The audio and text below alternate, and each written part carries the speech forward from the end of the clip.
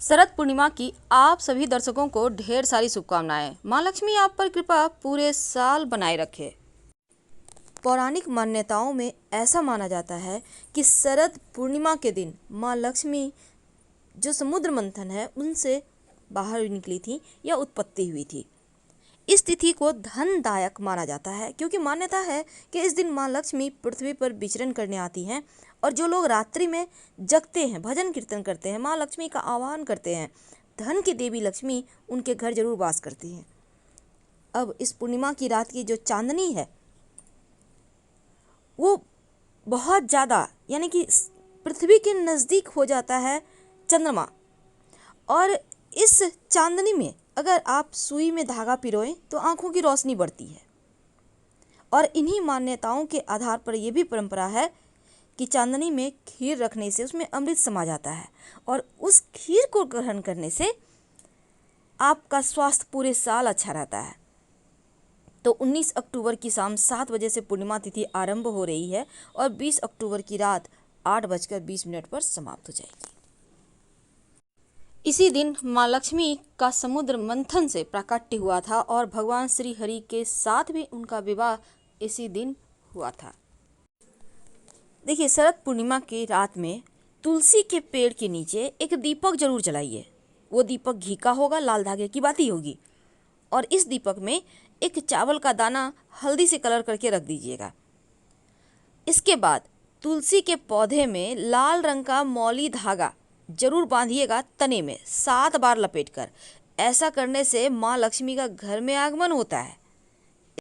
सनातन धर्म में तुलसी का पौधा सबसे ज़्यादा पूजनीय माना जाता है और तुलसी के पौधे के प्रयोग से आप काल सर्प दोष तक को दूर कर सकते हैं, तमाम ग्रहों की पीड़ाओं से भी मुक्ति पा सकते हैं। आज हम आपको कुछ खास प्रयोग बताएंगे जो आपके भाग्य को भी चमकाएगा और घर के वास्तु को भी सही करेगा। देखिए, तुलसी को भगवान विष्णु की प्रिया माना जाता है और हमेशा उनके सिर पर ही रहती हैं। तो जो व्यक्ति हर रोज तुलसी का सेवन करता है उसका न सिर्फ स्वास्थ्य अच्छा रहता है बल्कि नरक से भी मुक्ति मिलती है। तो तुलसी का सेवन कैसे करना है, बहुत तरीके के सवाल हैं। देखिए, तुलसी का वैसे तो आप बहुत तरह के चाय बनते हैं, काढ़ा पी सकते हैं, लेकिन जब अगर आप पूजा पाठ करते हैं तो एक तो उनको भोग लगाइए तुलसी के पत्ते। अगर आप भोग नहीं भी लगा सके तो हनुमान जी को 2 तुलसी के पत्ते अर्पित कर सकते हैं। भगवान श्री हरि के चरणों में 2 तुलसी के पत्ते या फिर आप वैसे उनके माथे पर ही सजाइएगा। और तुलसी की मंजरी अगर आपके भी जैसे कि इस मौसम में आ जाते हैं तो उसको आप उतार कर भगवान श्री हरि को या भगवान श्री कृष्ण को अर्पित करें। तो ऐसे इससे क्या होता है, आपके जीवन में कभी किसी चीज़ की कमी नहीं होती। जिस चीज़ की चाहत है वही पूरी होती है, बस मन से उस चीज़ को चाह लीजिए। तो आज हम तुलसी के विशेष प्रयोग बताएंगे जो आपके भाग्य को भी बदलेगा और घर में सुख शांति लाएगा, सौभाग्य प्राप्त होगा।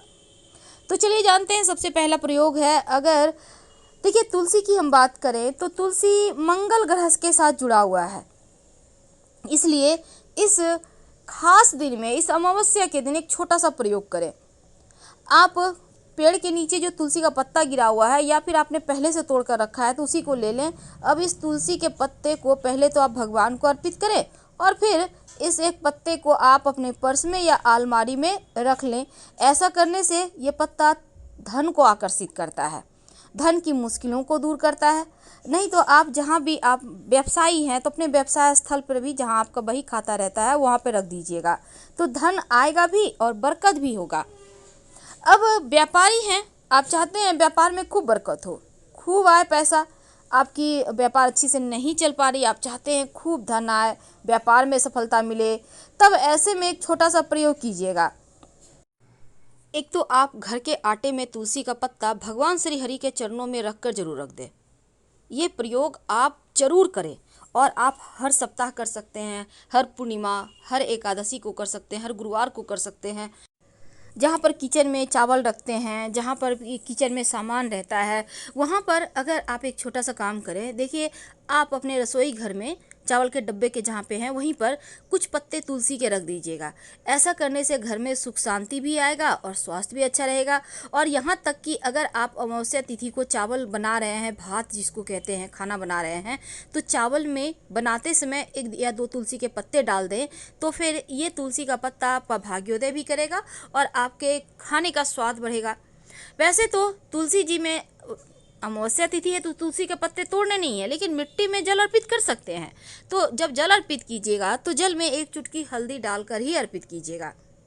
कई बार क्या होता है, ऊपरी बला, बाधाएं, ये सभी चीज़ें परेशान करती है, तो उनसे मुक्ति पाने के लिए एक सिंपल सा प्रयोग कीजिएगा।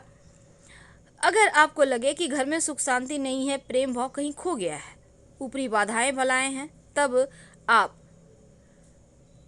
आपके घर में जो भी व्यक्ति परेशान है उनको तुलसी के 7 पत्ते और 7 काली मिर्च अपनी हाथ में ले और उस व्यक्ति को ऊपर से 21 बार या फिर 7 बार भी सही, ऊपर से नीचे तक उतार ले, उल्टा वो उबारिएगा, ओम नमो भगवते वासुदेवाय कहते हुए, और फिर इसको आप कहीं मिट्टी में दबा दें।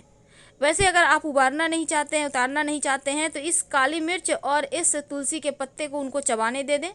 वैसे दांत में तुलसी के पत्ते नहीं चबाए जाते, पारा होता है, अगर वो निगल सके अच्छे हैं, नहीं तो काली मिर्च चबा के थूक दें और तुलसी के पत्ते को निगल लें। ऐसा करने से भी कष्ट दूर होते हैं, मुश्किलें कम होती हैं, तो पानी के सहारे वो निगल सकते हैं। तो ये तो थी सिंपल प्रयोग। अब हम एक खास प्रयोग बताएंगे। देखिए, तुलसी के जो बीज होते हैं ना, वो बड़े काम के होते हैं। अगर आपका जॉब में प्रमोशन नहीं है, व्यापार अच्छा से नहीं चल रहा, तो एक छोटा सा काम कीजिएगा, एक सफ़ेद कपड़ा में 16 बीज तुलसी के ले लें। अब अपने व्यापार स्थल पर या फिर आप अपने जहां जॉब करते हैं, मिट्टी में दबा दीजिएगा इस बीज को। ऐसा करने से आपकी मुश्किलें कम होंगी और जो भी नौकरी व्यापार की बाधाएं हैं वो समाप्त होगी और वो एक बार फिर से बेहतर चलेगा। लेकिन तुलसी के जो इतने सारे हमने आपको टोटके बताए, ये तो आपको वैसे अमावस्या तिथि किसी भी दिन आए कर सकते हैं, शनिवार के दिन भी कर सकते हैं, बहुत सिंपल है।